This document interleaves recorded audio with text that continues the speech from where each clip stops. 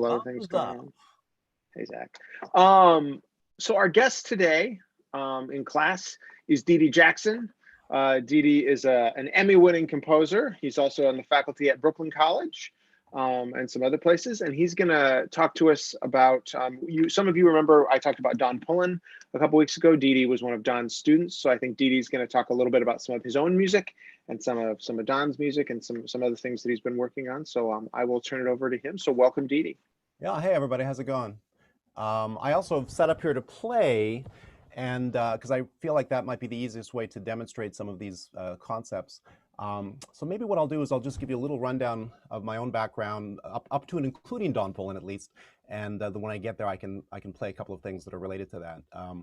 But let me just share with you a little bit about my own background. So I'm originally from Canada, and I started out more as a, like a classical pianist, doing a lot of the things you do when you sort of show an ability at an early age, playing with, festivals and eventually even with orchestras when I was like 12 years old and that kind of thing.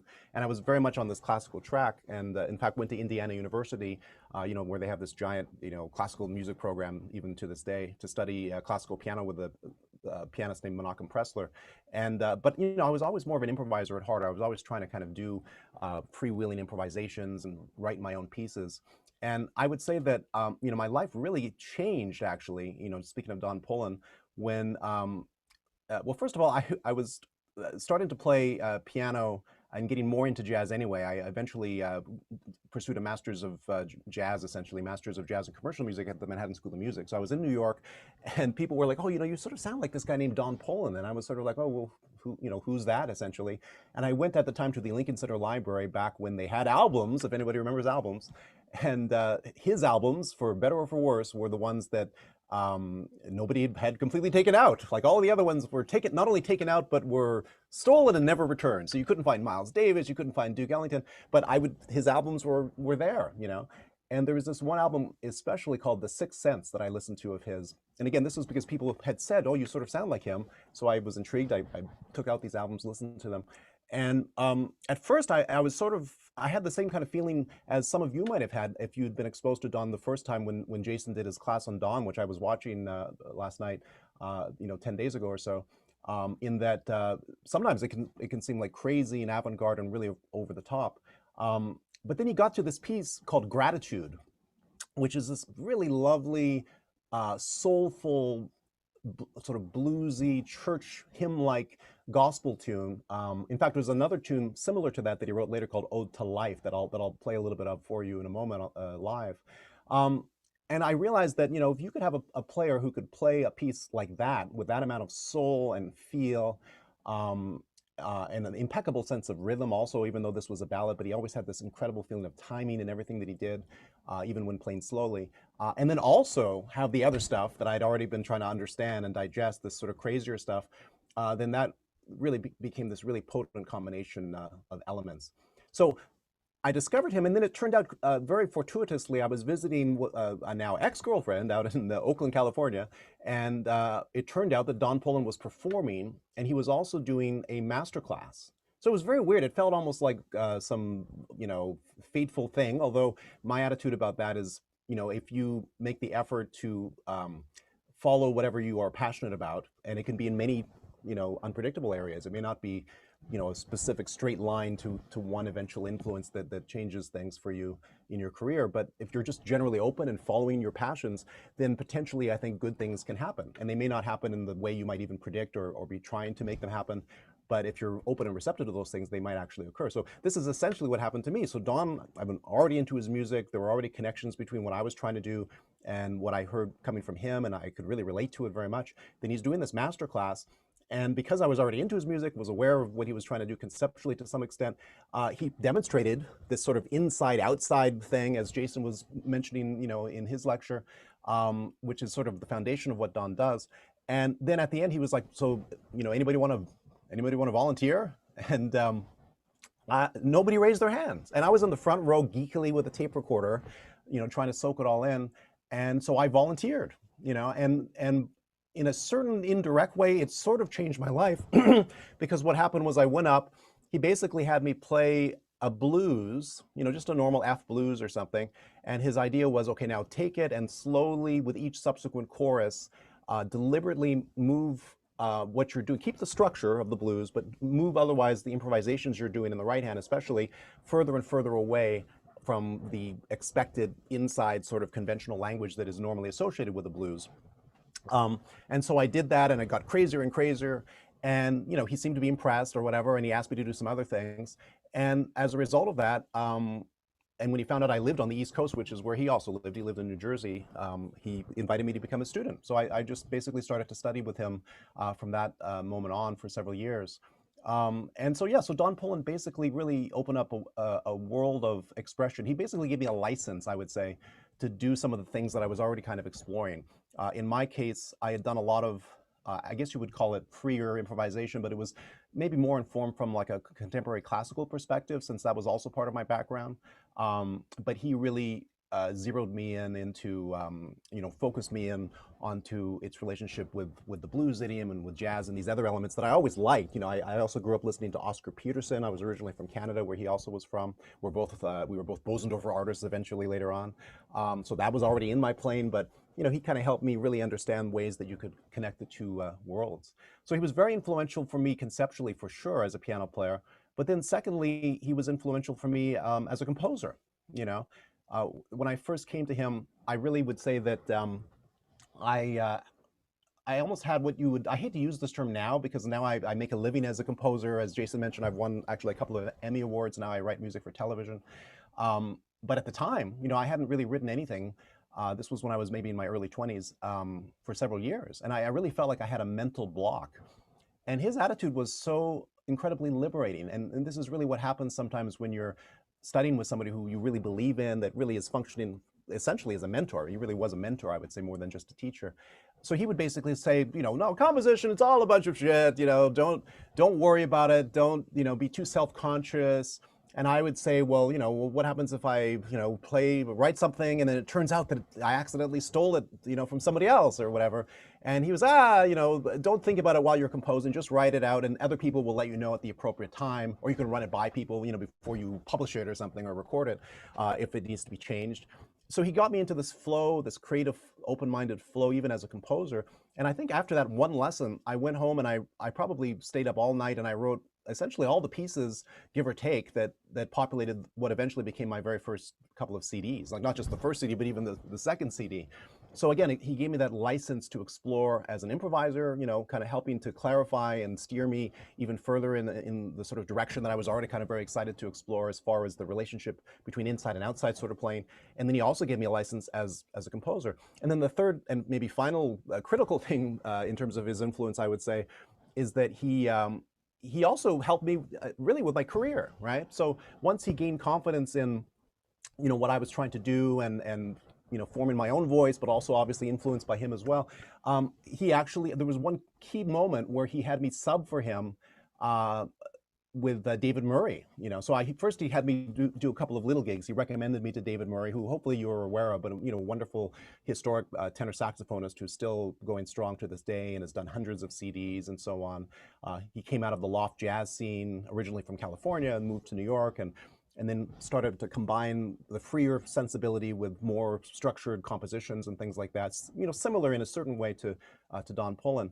So Don would, talk me up. He introduced me to David Murray. David Murray had me sub for Don at the Montreal Jazz Festival, And so it was there that this record label called Just in Time Records was in the audience, and they heard me, and eventually it led to me getting signed to the label. So you can see this sort of synergistic thing that all kind of came out of just being very passionately following the things that I was really into, and then being open to to opportunities as they arose. So it basically led to, I would say, directly or indirectly, all of the connections that I've had in my career since then. He introduced me to Hammett Blewett, the late great Hammett Blewett, a founding member of the World Saxophone Quartet, and as Jason mentioned, somebody whom he met when they were both members of Charles Mingus's bands of the 70s. And so I worked with Blewett for I hate to age myself, but I guess technically decades, or more than a couple of decades, almost up until his death, a couple of years ago, which was so tragic. He indirectly, I think, even introduced me to Billy Bang, this incredible loft jazz, post-loft jazz scene freer violinist. And not only that, he also, come to think of it, introduced me to Questlove, of the Roots, the Tonight Show band. There was a point where Questlove was looking for somebody to help do some sort of classical string quartet arrangements and play classical and jazz piano, somebody who could handle all of that. And so David recommended me, and I participated in this concert called the Philly Paris Lockdown that was done in Philadelphia, where Questlove would occasionally become the curator for a series of very interesting conceptual things, the kind of things you can do when you have your living taken care of, and now let's just do these cool creative projects just for the hell of it and not worry about what the reaction might be one way or the other. And so we took a lot of impressionistic classical pieces and rearranged them such that they could be merged with hip hop. And so my role, eventually they even hired a classical pianist to handle the real classical interpretation. So my role was to write string quartet arrangements around the original material that was written originally for solo piano and occasionally to solo, and David Murray was on the gig as well. And then I've gone on from there to actually write for the Roots relatively regularly. Like I did the string arrangements and vocal arrangements on their last couple of CDs, and there's actually a track called The Coming on the last CD where in the middle you'll hear this crazy string quartet arrangement and my own piano playing on the same piano and piano sound that you'll hear in a moment.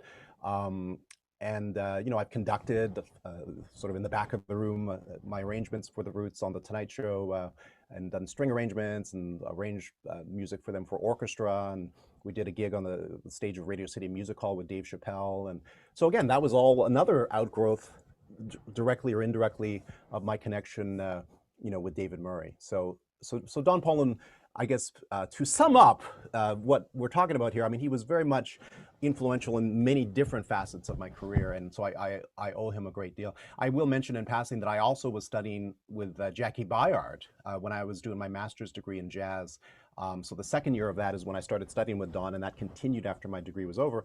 But when I was studying with Jackie, who incidentally, another great historic piano player and another Mingus alumnus from his bands in the 60s, I didn't tell him, I'm ashamed to admit, that I was also studying with Don Poland at the same time, because I just didn't want to offend him, and have him think that I was like cheating on him is a weird way to put it, but you know what I mean, like conceptually cheating on him. But I was getting the benefit of both of their tremendous insights. Anyway, so let me pivot since I want to leave time for questions, and I also want to play a little bit for you. I had mentioned to Jason, after this jazz career that I did, so I did a number of CDs, about 13 CDs now as leader, most of them with original compositions. And again, because of Don, in a way, in the sense that he really opened me up as a composer and gave me that license to just be creative, even well after I stopped studying with him, because I really studied him just for a period of a few years. But after that career was over and I got married, I have a couple of kids now in this house that I'm in as I speak. I settled down and I kind of wanted to be in one place at one time. And so basically I kind of pivoted to writing music for media and started writing music for television. There's a lot of children's shows and the Wonder Pets and Peg Plus Cat and things like that. So that's been this whole other sideline. So I moved away from my jazz performance career for a while. And essentially in the last few years though, especially after a certain you know who in chief took over the presidency in this country, I got very frustrated, and like many people, wanted to find a way to vent. And of course, art is a good way to vent. So I wrote a bunch of pieces that like I have one tune called DFT, which stands for Donald fucking Trump, and just like very aggressive and upset and that kind of thing. And it inspired me to have enough material to kind of do a CD's worth of stuff. I haven't gone back into the studio and done a full-scale production in a long time. But what did happen was when I won my second Emmy Award, the very next day, I stepped off a plane and I had this solo concert scheduled in Montclair, New Jersey, and the Freedom of Sound Festival. And I was just in a very good mood, of course, and I just recorded it as I usually do, and I felt like it turned out pretty well, and it captured a nice live sensibility. And so basically, I decided, well, what the hell? I'll release it. I just put it up on Bandcamp. So I've been too lazy to make it available via streaming, but it's still available at dedejackson.bandcamp.com. And so it was the first time in many years that I'd gone back to more overtly just doing like jazz performance.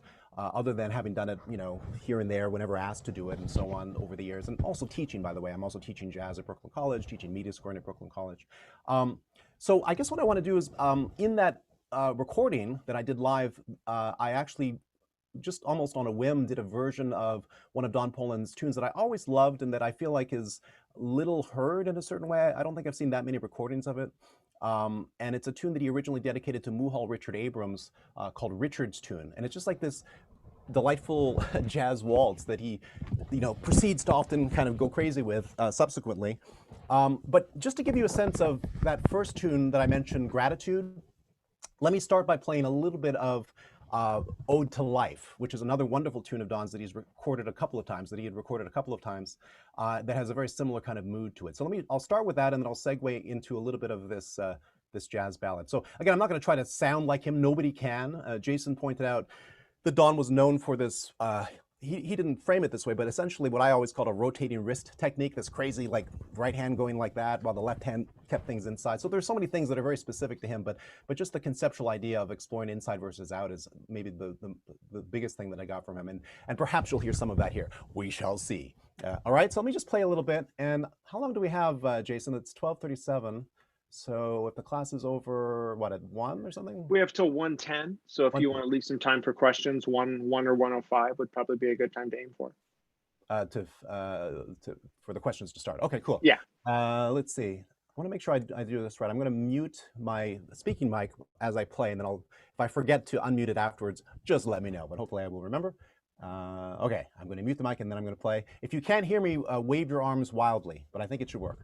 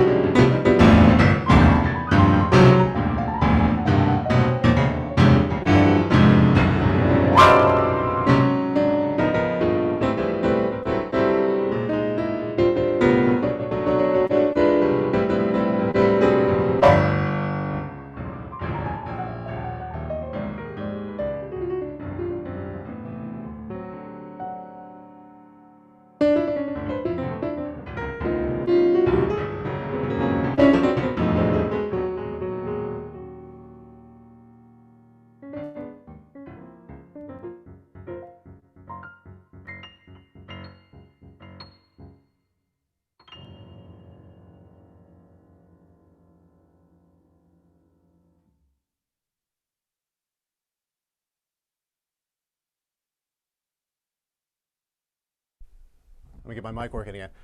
All right, so that gives you a little taste. It's hard to dive right into that stuff at the first thing in the morning like that, but a little bit of a taste of some of those concepts. Now, I know Jason touched upon some of these ideas in terms of what exactly is going on with this sort of approach. And it's really hard to fully go into everything. But what I would suggest for all of you, if you want to explore this sort of thing, I think Jason had mentioned, if you're a horn player, even trying to transcribe conceptually kind of the stuff that he was going on, and I think that's a perfectly fine approach. The thing to be aware of is at the foundation, I guess, of what I know Don was always trying to do, and some of the things that I've tried to take from him shamelessly, was this exploration again between opposites. I used to have a teacher actually who tried to find a way, for better or for worse, to frame every single subject for this. I think it was a history of jazz class, or maybe it was a Duke Ellington class, I forget, but it was always about the oneness of opposites. He was an aesthetic realist, right, which is this whole idea of the oneness of opposites. But in a weird way, Don Poland really does embody that. But what does that really mean, right? The first thing to be aware of, and the way I like to think about it, is by thinking of music in that way, of degrees of density, of dissonance, so to speak, between something that's very tonal and something that's very completely out there, like the equivalent of, I hate to use the word bashing. I hate it when people say, oh, you're banging on the piano. But essentially, banging on the piano with my left hand and creating some crazy cluster. There's an actual natural kind of gradual line between those 2 points, I guess is one way to put it. And the end result of that is it sort of creates a sense of what I would almost call relative tonality, okay? Or relative harmonic direction, right? So when you're dealing with traditional jazz music, like inside music that has a lot of 2-5-1 progressions, these little mini cadences that are often not resolved. So you just have 2-5 and you feel like you're in a different key, and that creates a sense of momentum, a little bit of tension that may or may not be resolved in the next moment, that whole kind of thing. So that's one approach to harmonic motion, using traditional harmony and that the expectation of a 2-5 resolving to 1, right, as the basis for how things move forward. But another way, the way I would think of it, and I think was implied by a lot of what Don was doing, was, you could, and hopefully you can hear this still, you could take anything from a simple chord like that, right? So that's what we could all agree is a very inside sort of sensibility.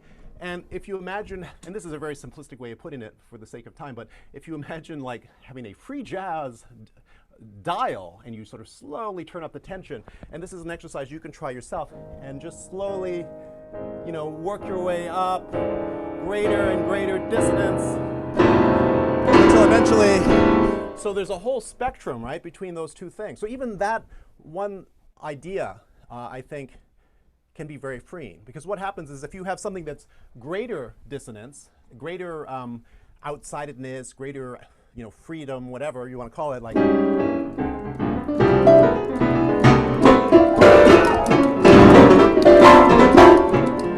and you think, okay, that's one thing that lies over here, this kind of craziness. I am, in that example that I just played, still using certain anchor points, which is another thing that you hear in Don's music as well. Things to hold on to. In his case, it was often rhythm, even blues and blues ideas that would round out the end of his phrases or whatever. But essentially, other than that, that was kind of out there. But you could go from that, and you could slowly bring it back in, just both hands collectively over time, just by thinking in your head. Let me just get closer and closer to tonality, so to speak.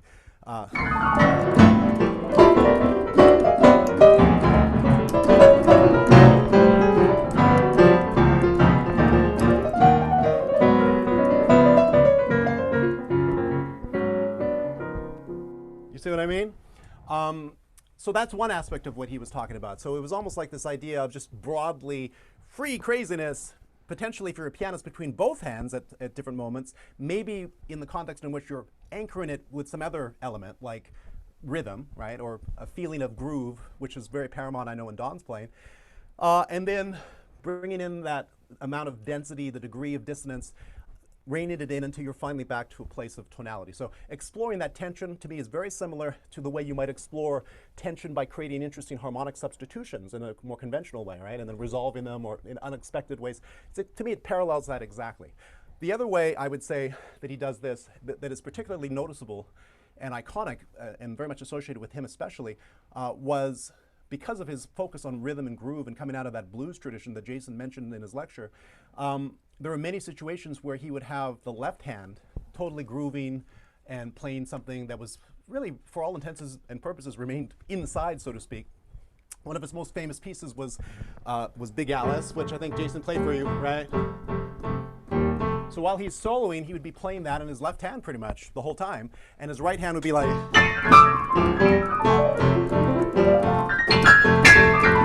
So you end up with a tension, in this case, unlike it being what I was saying in the previous example where it was sort of linearly over time, right? Both hands going crazy and then both hands coming back in, or you could go in the other way as well.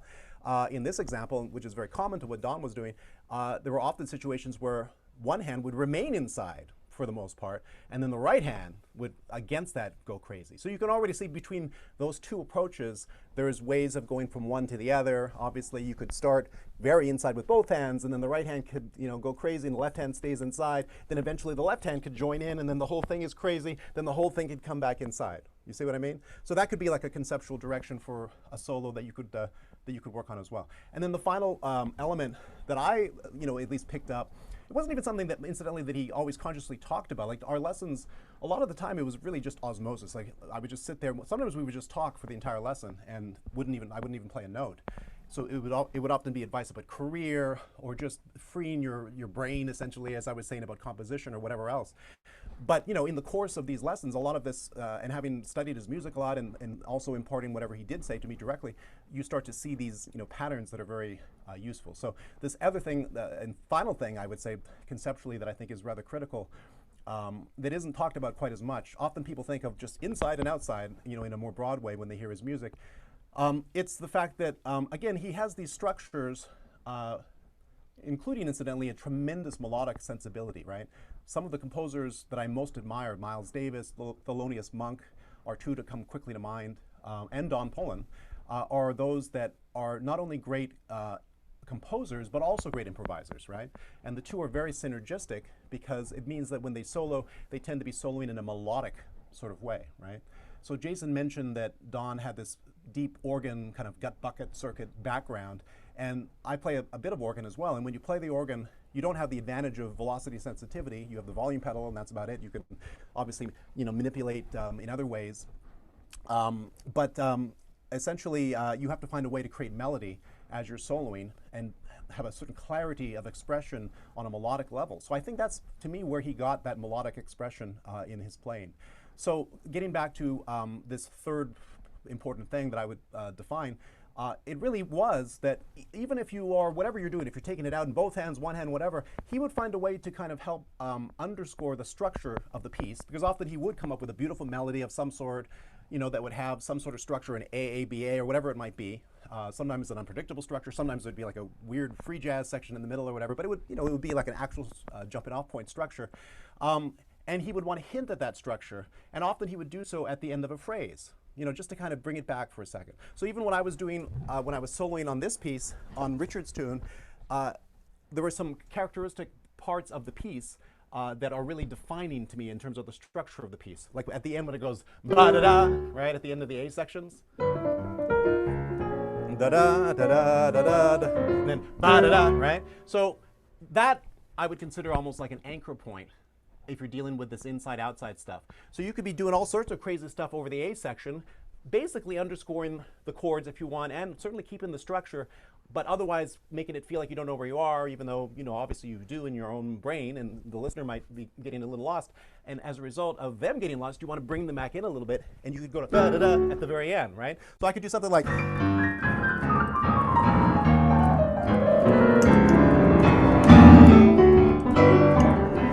that kind of thing. I mean, that's a very quick way to explain it. But are you picking up on what I'm talking about? Just finding little ways to kind of rein it back in, not randomly necessarily, but to help focus on the melodic implications of the thing that you're improvising on, whatever that might be, and the structure, of the tune, and just finding a way to bring that back in. Or, if you listen to Ornette Coleman, like, The Shape of Jazz to Come, a very famous album, where he would take his, harmonic approach, which was basically similar idea in terms of freer expression, the idea of like, melody and harmony and all these different elements being the basis for your improvisations, not just, the opening structure of the piece, the chord progression, as would be the case with a traditional jazz piece. So in the case of that piece, he might have like a piece like Lonely Woman is a great example, right? Ornette Coleman. And, the bass line is something like da, da, da, ba, ba, da, da, and then.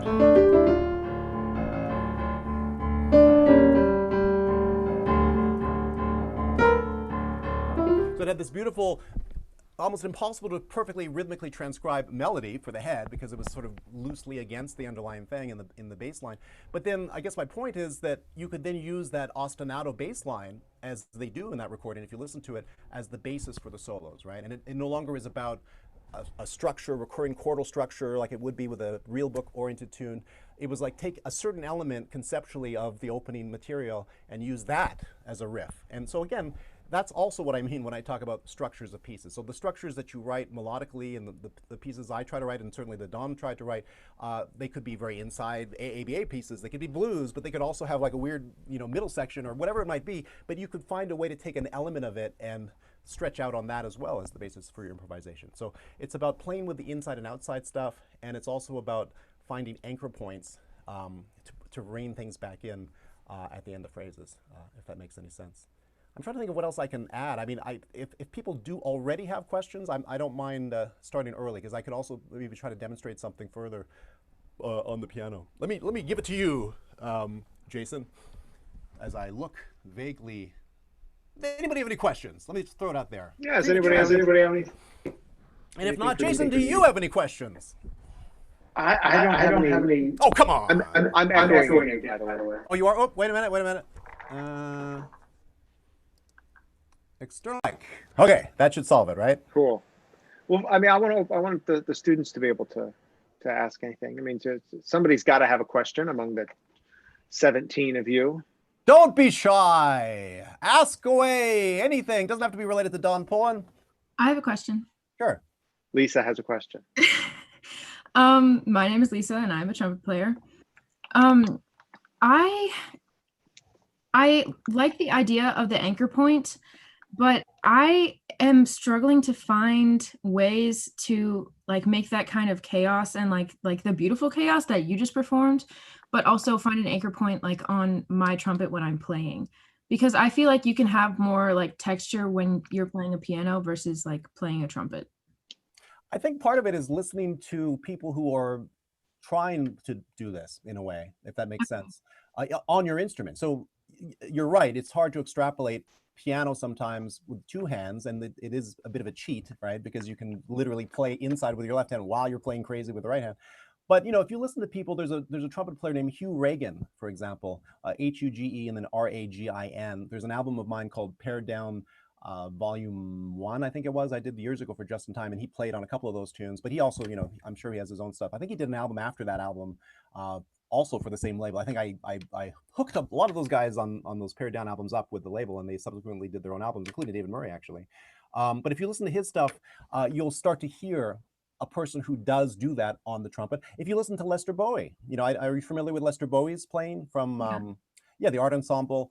Another guy, who finds different ways to conceptually alter his trumpet tone and take things inside and outside. So that's, I would start there. But then getting back, though, other than that, to how you would do it. I mean, what have you tried to do? Let me put it that way. Like when you're soloing, do you are you already trying to do the sort of thing I'm talking about? Like you'll do a solo and you'll kind of try to deliberately move away from whatever the implications are of the context, and then a little bit and then a little bit more, and then come back in and then find your way back, that kind of thing. Is that the sort of thing you're trying to do already? Yeah, I started with like transcribing other people's solos, and then I like copy that in my soloing, and I try to move away from it into like other keys or like unconventional kind of soloing. Yeah. But I'm not sure if I think I'm more harsh on myself when I listen to myself, but when I listen to other people do unconventional soloing, I think it's so cool, and I don't know if I sound good doing it. Well, actually, the first thing I would say is, and this is again getting back to what Don told me when I was having a mental block about just writing original compositions, but it's very similar mentally to what you're talking about. you really have to give yourself a license to explore. I actually wrote a downbeat column for many years called Living Jazz, I wrote about 30 columns every other month or so. And one of them, I think, was even called License to Explore. Another one, by the way, the very first one was called Jazz. It's all a bunch of, with various symbols. And it was about that lesson I'm talking about with Don Poen. But just the idea that you don't want to judge yourself too harshly as you're actually playing. You have to consider, especially when you're at school, but even frankly, the rest of your life, but certainly when you're at school, it's just like a playground. We're just trying out different conceptual ideas with no judgment. The other thing is that to me, it's not so much about, like, there are different ways to study jazz in general, right? Often it's taught from the ground level, where you learn, from the ground level, all of the language, you learn the scale chord relationships, you learn the licks and phrases, and you do what you're doing, like you transcribe solos, and you just really learn exactly what people have done, and then you figure out how to go from there. But there is another way to study it, which I think is equally important. It doesn't necessarily have to supplant the first way, but I think it can complement it, which is looking at it more from the 30,000-foot level, if you want to use that kind of hip terminology or whatever, or new age terminology. And the idea of taking a step back and really looking at the conceptual arc of what you're doing, not worrying as much about the content being perfect or playing the perfect lick or even playing the perfect scale chord relationship or whatever it might be, and really focusing on just the overall idea of inside versus outside. So one of the ways that you can do that more easily, I think, is to also limit the context of what you're doing. So this is why the very first thing Don ever had me do at that masterclass I mentioned was just take a blues, right? Because everybody can play blues. Everybody understands what we mean when we're like inside playing on a blues and playing the blues scale notes and that kind of stuff. So I would start with that. I would start with just a blues, maybe use a backing track or play with somebody else or do it by yourself, but try to keep it in time so that you have that limit of the rhythm being recurring, right? And then from there, with that backdrop, with that limitation imposed of the structure of the blues, right?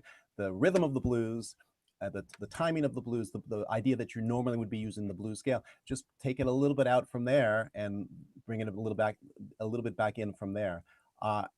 And again, don't judge yourself as you're doing it. Like, don't be too conscious of, oh, I'm doing the wrong, don't worry about it. Just, you want to become flexible thinking about music, I think, in a conceptual way. Related to that, and who would have thought I'd have such a long answer to one, so this is why I wanted to start questions early, but related to that is, a lot of people were baffled when I started writing music especially for children's television. So I've written for shows like the two Emmy Awards I won were for the show called Peg Plus Cat, which you guys are all too old to have seen, I'm sure, but it's still running actually right now, come to think of it, on PBS. And they're very sensitive to music in that show, and more to the point, the nature of the show, it's basically like, it's literally Peg plus sign cat, so it teaches about math, right? And so they take the premise of a math equation, like if A equals apples and B equals bananas, but instead they use that to be able to have anything happen in this show. In terms of characters, I've written pieces where it's like a jam session between Beethoven and Einstein and Billie Holiday, for example, right? But it also means that their attitude about music has to be similarly open-minded. And in fact, a lot of the musicians that I know who have written for children's shows are jazz musicians because they nurture, I think, that open-minded attitude.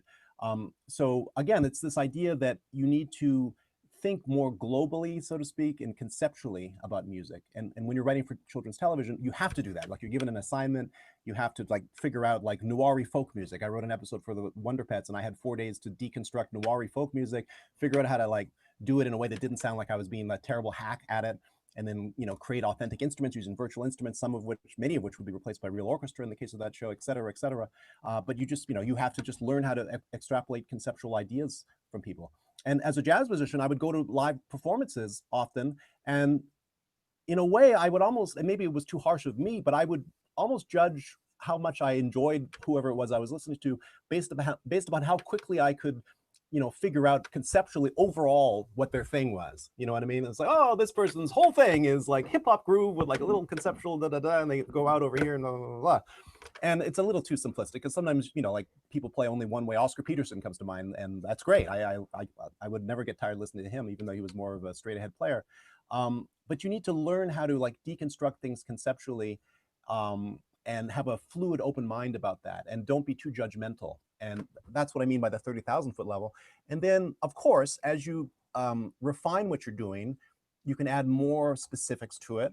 you can reintroduce more specific licks and, to the extent that it doesn't make you too left-brained in your approach, and just let it happen organically. And then eventually the two ways of studying kind of will combine at the end. At least that is the theory. So hopefully that makes a little bit of sense. Yeah, it does. Thank you. Oh, you're welcome. You're welcome. So yeah, any other questions? It can be about anything. My favorite movie. No, whatever. Not my favorite movie. All right. If no one has any serious questions, I'm gonna refer to something you said before. Did you make the score for Wonder Pets? I didn't do the theme song, but I did write a few episodes of the Wonder Pets. Yeah, that was early on in my career. So, are you familiar with the Wonder Pets? I would like to say that we all are. Really? Is that true? Wow, that is so interesting. So that was, I guess, about the right timing in terms of when that show came out. Yeah, I wrote an episode that was in black and white with Lauren Bacall's voice being used. I forget what it was called, but it was like a film noir episode. I wrote a Moose in the Caboose and the Wonder Pets on Mount Everest and Little Bo Peep and all of that. So yeah, that was earlier on in my children's career. So that's cool. That's cool that you're aware of that show. It won actually the Emmy for Best Music every single year of its run. So it was really quite a accomplished show in terms of their approach to music. In fact, it was one of the few shows on television of any sort, children or otherwise, that used real instruments, that really crowded a real orchestra into their South Street studio, Little Airplane studio. And I would go to the sessions and there'd be like this orchestra crowded in there, and they would go to the trouble of recording real instruments. They would mix them with a little MIDI, to sweeten it a little bit, but basically that's what they were doing. So very, very cool. Yeah, so any other questions? I have another question kind of on the similar thought process. When you're making music for like a children's show, obviously you don't want it to be too complex, but you still want it to be engaging and exciting. Like, how do you find the line in between the simplistic ideas while still making it enjoyable to listen to? That's an excellent question. The one thing that people don't always realize about these shows, and frankly about any music for media, as compared, for example, to if you're just a jazz band leader, right? If you're doing your own music, you just do whatever you want, of course. I mean, nobody's going to judge you. But in the media world, it's incredibly collaborative, which is another reason that having jazz-oriented, open-minded skills, interacting in the moment with people, being used to doing that can be valuable, So the answer to your question really is it depends on the show in terms of what they're looking for. I'm actually in the process of working on music for 2 new shows right now, they're pitching to different networks and so on. And, you'll get notes from the director, and they'll say, oh, it should sound like, Charlie Brown oriented style, piano, da, da, da, and they'll give you certain dictates. Sometimes they'll say, oh, it's too simple, it's a little too children's show, make it a little jazzier. So it really depends. I will say, having said that, though, that overall, the shows that I've worked on, there's another show called Esme and Roy that's on HBO right now that I wrote 27 songs for, and it's running as we speak. And some Sesame stuff, and Clifford the Big Red Dog. I wrote a few episodes of that. It's come back and it's on the air now. But I would say overall, all of those shows have had the attitude that you don't want to dumb it down. I hate to use that term, but essentially you don't want to dumb it down for children. So as a result, I think these shows and the composers for those shows, including many of my peers, because there's no one composer that writes any of this music. You have a team that take on different episodes. It's almost like an assembly line because there's so much that needs to be done. But we all sort of have the attitude that you don't want to dumb it down. You basically just want to write good songs, good underscore, and not make it, ooh, children's music, so we have to use wacky sound effects or whatever it might be. So if you really listen to the songs, I mean, in many cases, they just sound like, if it's supposed to be a pop song, it sounds like a commercial pop song. If it's supposed to be a jazz tune, it sounds like it's hopefully a sophisticated jazz tune. And in the case of the Wonder Pets, I mean, that was basically full orchestra, opera, light opera kind of stuff. So, yeah. I think taking it back to my era, the piano trio on Mr. Rogers, was that Errol Gardner? I don't think it was him. I forget the name of the guy, but it was somebody. That was brilliant. It was somebody that Mr. Rogers knew from growing up in Pittsburgh, and it was it was really good. You listen to it now, it's high level playing. So that was the first children's show. Not only was that the first children's show I was exposed to, but for a very brief time I lived in Pittsburgh, next to where the show was being broadcast, and I was 2 or something, and we were trying to get his, to meet him, and he actually sent us a little autographed photo. And then it was fascinating that years later, working for Pig Plus Cat, and also I think Clifford, I forget if Clifford is also Fred Rogers, but Pig Plus Cat is actually produced or co-produced by the Fred Rogers Company. So I've been getting these checks from the Fred Rogers Company. So it was kind of coming full circle. But yes, that music remains a gold standard in terms of just being very sophisticated, like real jazz and following the action. It was children's like in that it was just like a Rhodes piano or whatever it was, or a real piano. So it wasn't a lot going on in terms of instrumentation, but what he was actually playing was very happening. Yeah. And then Any more questions for yeah, Dede? any more final questions? All right. Well, we're at. Go ahead, Dede. I'm just going to put in a shameless plug, which is if anybody wants to find out anything more about me, feel free to visit my website at dedejackson.com.